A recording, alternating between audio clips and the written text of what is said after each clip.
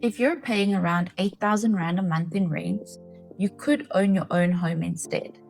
And if you think buying property in Alberton is out of reach right now, this video may change your mind.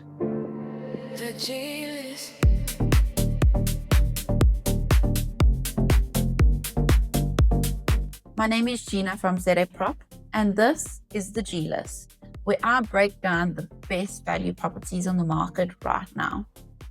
Today I'm showing you 3 solid options all around the same monthly cost as renting for 8,000 Rand a month. Let me put on my slightly larger glasses. While researching this episode, I found something really interesting. Out of popular Alberton areas like Meyersdale, Randhart and New Redruth, only New Redruth still offers apartments around the 500,000 Rand price range. Research. So if you've been wanting to get into the property market, this could be one of your last opportunities to buy in a well-positioned area at an entry-level price. My first pick is Chris and I's listing in New Redruth. It's priced at 599,000 Rand, and what makes this one stand out immediately is the size. 82 square meters at this price is rare. Most apartments in this price range are closer to 60 square meters or even smaller. It also comes with a lock-up garage and a shower, which you don't often find at this price bracket.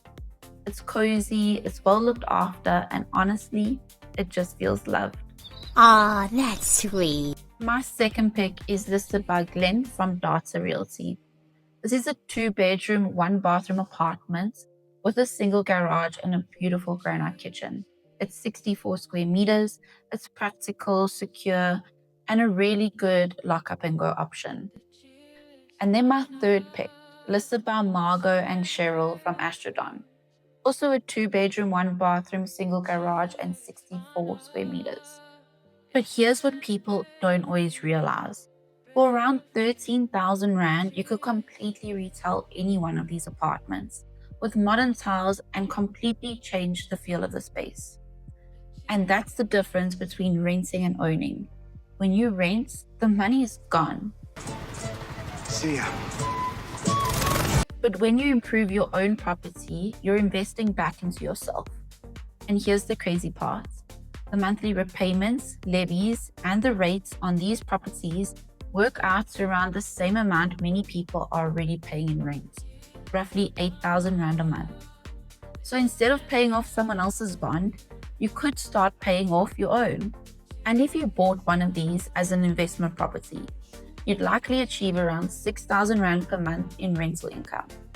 That means you'd only need to contribute around 2,000 Rand yourself while your tenants help pays off the property over time.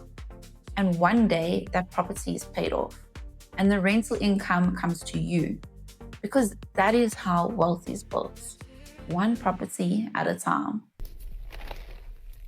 Trust me. If you're ready to stop renting and start investing in yourself, give me a call and let me know in the comments whether you'd pick 1, 2, or 3.